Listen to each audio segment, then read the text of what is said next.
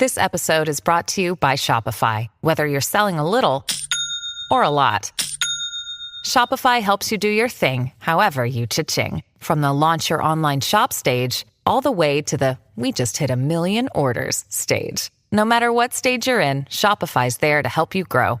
Sign up for a $1 per month trial period at shopify.com/special offer, all lowercase.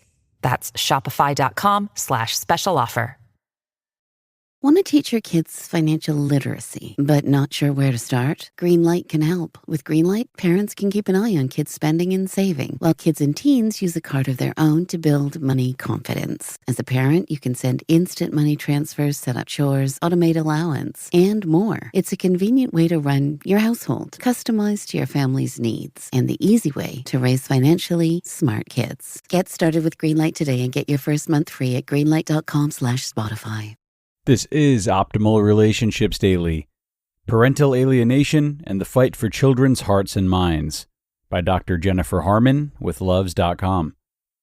Hello, everybody, and welcome to Optimal Relationships Daily.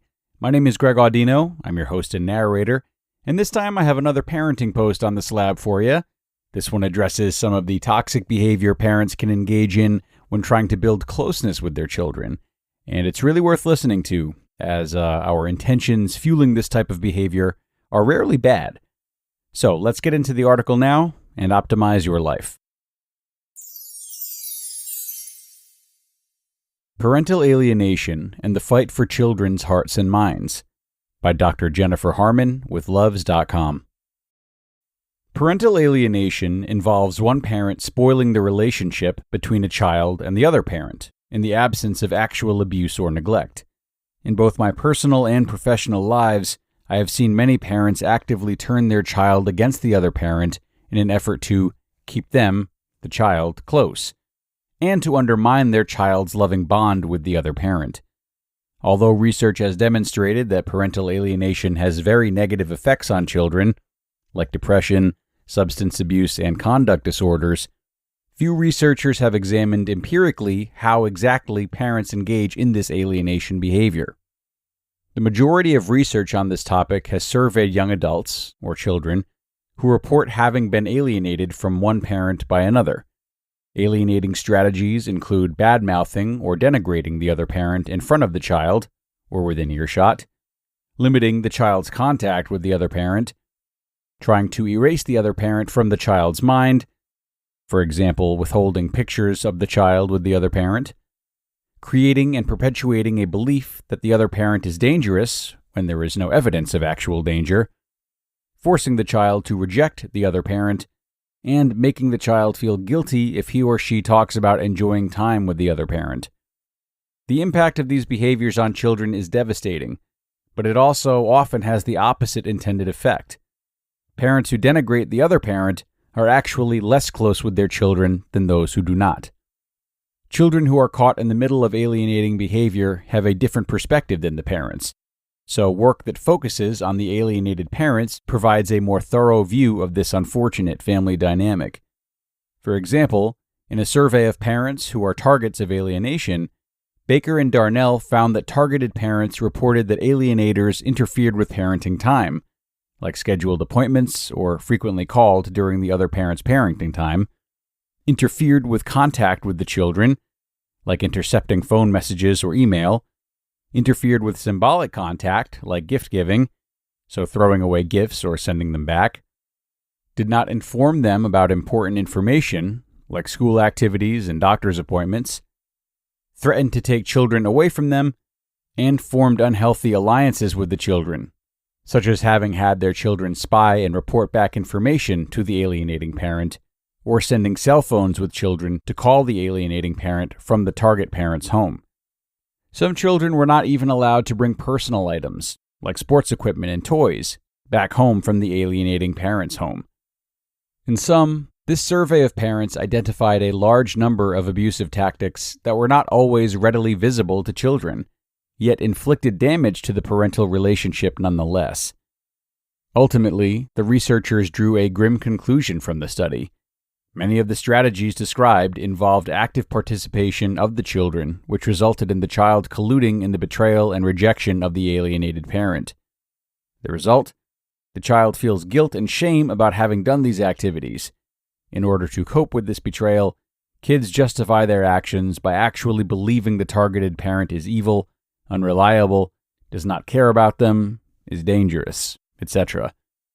With endless ways to combine alienation strategies, alienated parents have little recourse to defend themselves and repair their relationship with their children. For example, if the parent tells a child that a lie said about them by the alienating parent is untrue, then it appears to the child that the parent is calling the alienator a lie. It is a lose-lose situation for the targeted parent. There have been calls for intervention and counseling programs to help families that have been affected by parental alienation, and there remains a great need to further understand how alienation affects the psychological health of the parents themselves. In addition, court and family systems need better methods of identifying and intervening when alienation is occurring. Many times, courts need to determine whether an accusation of any kind of abuse by one parent is true or false. If false, then the accusation is a sign that there is active parental alienation, which is recognized by the American Psychiatric Association as another form of child abuse. Finally, little is known about how alienated parents cope with the damage inflicted on their relationships with their children. Some may retaliate, while others may pull away and become less involved with their children because the situation is too painful. How alienated parents cope can then be used against them by the other parents, such as saying, "Your mom or dad doesn't care about you because they did not come to your school concert." My colleague, Dr. Zeynep Berngen, and I have launched a new study about this topic, and we are currently recruiting parents who have been the target of parental alienation. While we hope to further document specific alienating behaviors, we also hope to better understand how parents cope with the alienation, how it has impacted the parenting relationship from their perspective, and how others have responded to the problem. You just listened to the post titled Parental Alienation and the Fight for Children's Hearts and Minds by Dr. Jennifer Harman with loves.com, and I'll be back shortly with my comments. This episode is brought to you by Shopify. Whether you're selling a little or a lot, Shopify helps you do your thing, however you cha-ching. From the launch your online shop stage, all the way to the we just hit 1 million orders stage. No matter what stage you're in, Shopify's there to help you grow. Sign up for a $1 per month trial period at shopify.com/special offer, all lowercase. That's shopify.com/special offer. My dad works in B2B marketing. He came by my school for career day and said he was a big ROAS man. Then he told everyone how much he loved calculating his return on ad spend. My friends still laugh at me to this day. Not everyone gets B2B, but with LinkedIn, you'll be able to reach people who do. Get a $100 credit on your next ad campaign. Go to linkedin.com/results to claim your credit. That's linkedin.com/results. Terms and conditions apply. LinkedIn, the place to be, to be. Hey, it's Kaylee Cuoco for Priceline. Ready to go to your happy place for a happy price? Well, why didn't you say so? Just download the Priceline app right now and save up to 60% on hotels. So whether it's Cousin Kevin's Kazoo Concert in Kansas City, go Kevin, or Becky's Bachelorette Bash in Bermuda, you never have to miss a trip ever again. So download the Priceline app today. Your savings are waiting. Go to your happy place for a happy price. Go to your happy price, Priceline. Okay, and thanks to Dr. Jennifer for this post. A very important one today, one that I can really relate to, as this kind of alienation was unfortunately a big part of my own upbringing. And I think it's important for any parent who might be engaging in this type of behavior, even mildly and when abuse is not present, to seriously consider the contents of this article and the damage that they are unknowingly doing to their children. Now, many parents like this, however, can easily justify the behavior, feeling as though it's an act of love, trying to keep their child away from someone who they feel is an oppressor. Indeed, love is the driving force behind many destructive forms of behavior, but it can be difficult to see that destructiveness, and therefore very difficult to hold oneself accountable to it. But trust that taking away your child's autonomy and freedom of choice is something that could be much more harmful to their relationship with you and with themselves.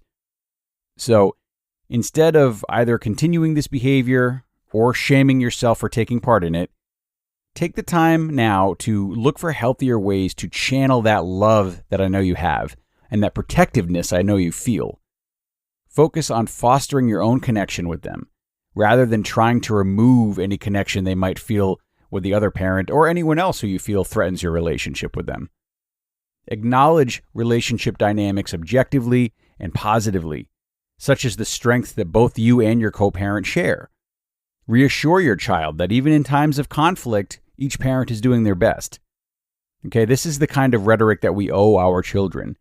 But in order to deliver it successfully, a lot of self-work can be required. And that self-work is arguably the biggest cornerstone of healthy parenting. Okay, that's going to bring us to the end for today, everybody. Thanks a lot for being here and making another episode possible. Have a terrific day and be sure to join us again over the weekend for more content. That's where your optimal life awaits.